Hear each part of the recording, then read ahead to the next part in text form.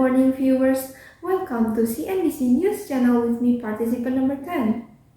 Today's headline is about the pandemic's effect on education is not being discussed enough, says Indonesian minister.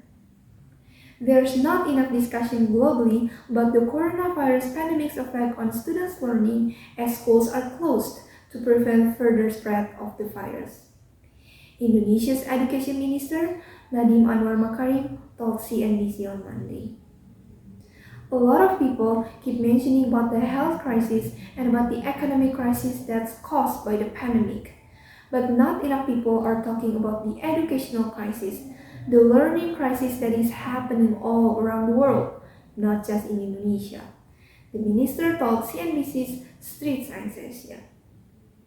So we really have to find the right balance between the health crisis as well as the educational crisis as leaders, he said ahead of the virtual Singapore summit happening this week.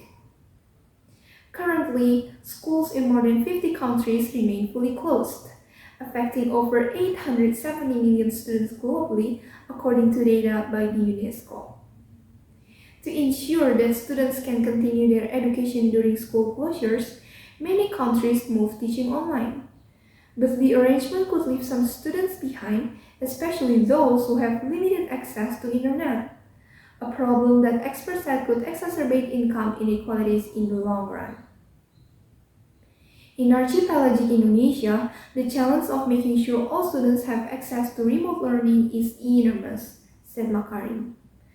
I think everywhere in the world, not just in Indonesia, distance learning will at least in the short term have a negative impact on educational outcomes and qualities, because it takes a long time for people to adapt to new way of teaching and learning, he said. This in Indonesia is even more acute because of the huge diversity of geographic challenges, infrastructural challenges. The challenges are enormous, he added.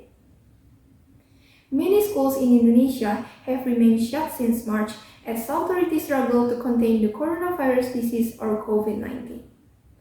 But only around 40% of Indonesians have internet access, most of them in urban areas such as capital city Jakarta, according to Singapore think tank IC's Yusof Ishak Institute.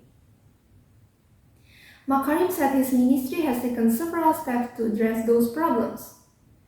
The minister also said Indonesia has reopened some schools in the country's poorest and most marginalized regions, where the risk of COVID-19 spread is assessed to be relatively low.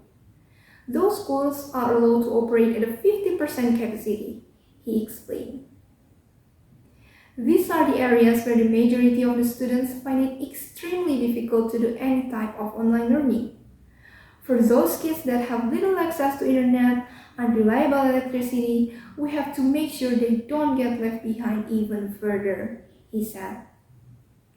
One of the most important things we can do as an education ministry and government in general is to set policies that minimize the permanent damage. What we don't want to see is a loss of an entire generation and the gap between the haves and have-nots becoming insurmountable. That's all the news we have for today. I'm participant number 10, signing out. Thank you for watching and have a nice day.